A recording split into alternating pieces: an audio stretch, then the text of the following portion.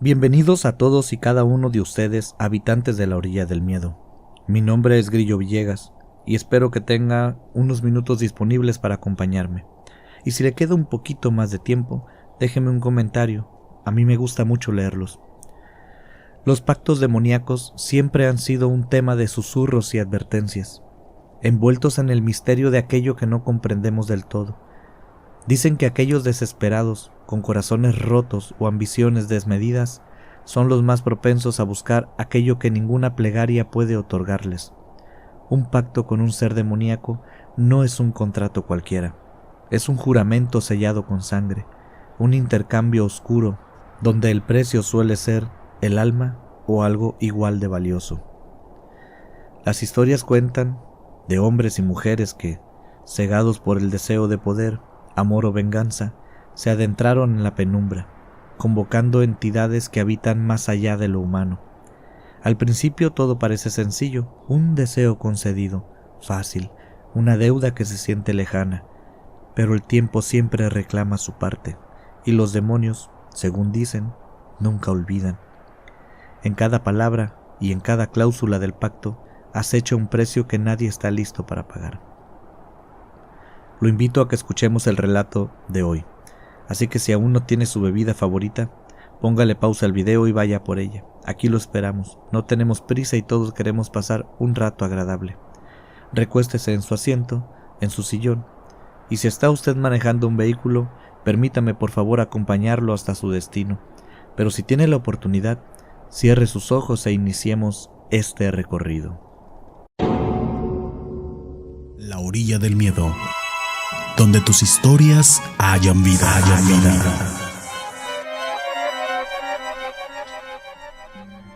Las vacaciones en casa del abuelo siempre habían sido lo mejor para los hermanos Lucas y Andrés.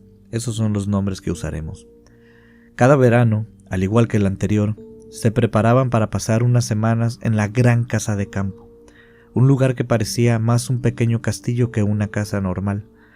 Aunque la casa no era tan antigua como otras que solían ver en las películas, tenía algo en su arquitectura que le hacía parecerse a las mansiones de las historias que su abuelo les contaba durante las noches. Pasillos larguísimos, casi interminables, habitaciones enormes y un patio tan grande que parecía no tener fin. El abuelo, ya mayor pero aún lleno de energía, siempre esperaba con los brazos abiertos a sus nietos, como si el tiempo no hubiera pasado.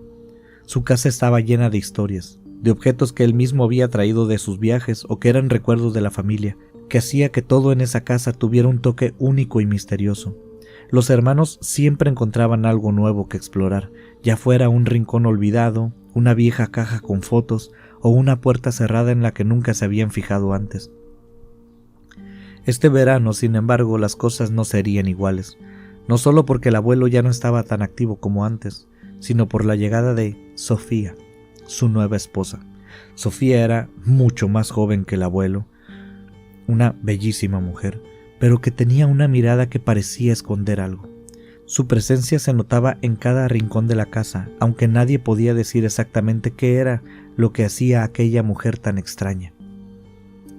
La casa tenía muchas habitaciones, y cada una parecía tener su propio carácter. Había una amplia cocina con una mesa de madera grandísima que ocupaba casi toda la habitación, un comedor tan grande que Lucas y Andrés siempre jugaban a esconderse entre las sillas. El salón, por otro lado, tenía un enorme ventanal que daba al patio, permitiendo que la luz del sol iluminara todo el espacio. Pero había una habitación, una que antes solo ocupaba el abuelo y que ahora estaba reservada para Sofía. Era su oficina, su refugio, su lugar privado. Sofía se dedicaba a escribir, o al menos eso les decía, pero lo que más le intrigaba a este par de hermanos era su actitud. A menudo la veían perdida en sus pensamientos, hablando sola, especialmente cuando pensaban que nadie la estaba escuchando. Parecía que, si bien el abuelo estaba más que dispuesto a incluirlos en su vida, Sofía no estaba tan interesada en la compañía de los dos jóvenes. Cada vez que los veía merodeando cerca de su puerta, Les decía en tono firme que no debían entrar a su cuarto bajo ninguna circunstancia, estaba prohibido para ellos dos. Eso, por supuesto, solo avivó la curiosidad de los chicos. Sabían que si Sofía les decía algo así, debía haber algo que valiera la pena descubrir en esa habitación, así que durante los días siguientes pasaban el tiempo estudiándola, siguiéndola discretamente por la casa. La veían entrar y salir de su habitación, pero ellos nunca entraban, no al menos hasta que, un día, siempre llega ese día, mientras se asomaban por una ventana del pasillo, la vieron hacer algo muy extraño. Dentro de la habitación de Sofía, ella estaba sentada frente al espejo. Al principio pensaron que se estaba arreglando, pero luego, al escucharla hablar en voz baja, se dieron cuenta que no estaba sola. Lucas y Andrés no podían ver bien desde su posición, pero el sonido de la conversación les llegó. Sofía hablaba como si respondiera a alguien, pero sus palabras parecían dirigidas a sí misma. «¿Por qué insistes?», escucharon los hermanos. «Sabes que no puedes deshacerte de mí tan fácilmente. No te queda mucho tiempo». Es más o menos lo que decía Sofía en tono bajo, casi como si fuera un susurro. «Pero tú lo prometiste», respondió una voz que no era humana. «Lo prometiste y ahora debes cumplir». Ambos hermanos se miraron, sus corazones latiendo más rápido. Algo no estaba bien. Era como si Sofía estuviera conversando con algo que no pertenecía a este mundo. Aquella voz no era natural, y no se veía a nadie más dentro de la habitación con Sofía. A medida que las palabras se volvían más intensas, la figura de Sofía parecía distorsionarse ligeramente en el reflejo del espejo, como si fuera más una sombra que una persona, pero ellos no podían ver con claridad. Esa misma noche decidieron entrar a escondidas a la habitación de Sofía. No podían dejar de pensar qué era lo que habían oído y qué era eso que creían haber visto también.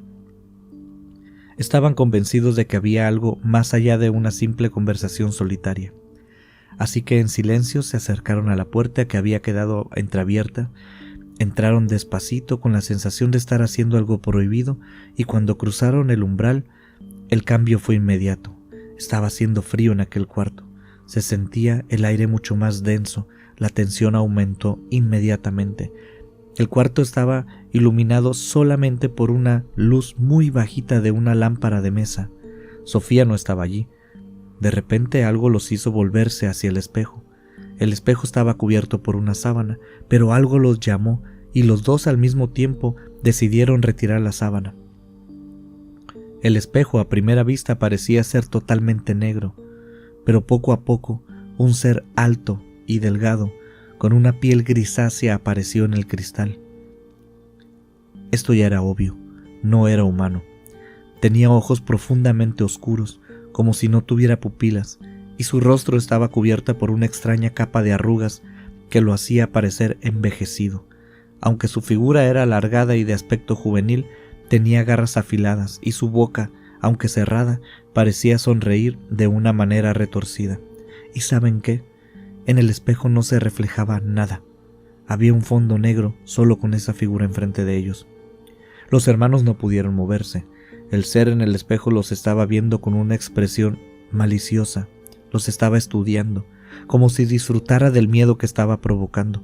Entonces, del espejo apareció una voz, que parecían unos susurros con la voz de Sofía. Parecían inaudibles, pero al mismo tiempo se mezclaban con una especie de risa que ellos pensaban que venía de este ser y que les hablaba a través del espejo. «Esto sí es una sorpresa. No los esperaba todavía», dijo la criatura con una voz gutural, como si las palabras vinieran de las profundidades de la tierra. En ese momento, los hermanos no pudieron más. Corrieron tan rápido como pudieron sin mirar atrás, salieron de la casa del abuelo. No sabían qué era lo que acababan de ver, pero sí sabían una cosa: no querían saber nada más y no iban a volver a entrar en la casa. La puerta de la casa del abuelo cerró tras ellos esa misma noche y nunca más la intentaron abrir, ni volvieron a entrar. Esa noche la pasaron en un hotel junto al abuelo, y al día siguiente el abuelo los envió de regreso sin hacer muchas preguntas. Nunca, pero nunca regresaron a esa casa. Tampoco supieron qué era lo que se ocultaba detrás del espejo de Sofía, ni cuál era la relación que ella tenía con esa criatura. La casa del abuelo quedó atrás. Desde ese día solo usaron el teléfono para comunicarse con él. Nunca contaron nada de esto dentro de su familia, solo lo habían comentado entre ellos. Pero según nos cuentan, aún al día de hoy, ninguno de los dos se siente cómodos estando frente a un espejo. De parte de Lucas y Andrés, solo me resta decirle a usted, gracias por escuchar. Estimados habitantes de la orilla del miedo, muchas gracias por llegar hasta el final de esta historia. No olviden que si quieren escuchar su relato en este canal, pueden enviarlo al correo electrónico laorilladelmiedo@gmail.com. Nosotros nos pondremos en contacto con usted para afinar los detalles. Le agradecemos, por supuesto, y de adelantado, su confianza. Recuerde por favor que si le ha gustado el relato, puede ayudar muchísimo a este proyecto suscribiéndose al canal, así como activando la campanita. Además de que esta campanita le garantiza a usted que YouTube le va a enviar una notificación cada vez que nosotros subamos un nuevo contenido. ¿Sabe cómo más puede ayudar mucho? Déjenos un comentario, un saludo, cuéntenos qué le ha parecido el relato, no importa, lo que usted quiera. Soy Grillo Villegas y espero que haya pasado un rato agradable. Quiero agradecerle por escuchar y agradecerle también por compartir este contenido con quien usted crea que lo pueda disfrutar. Gracias por acompañarme este ratito y, si usted gusta, estimado habitante, está más que invitado para vernos en el próximo episodio aquí en La Orilla del Miedo.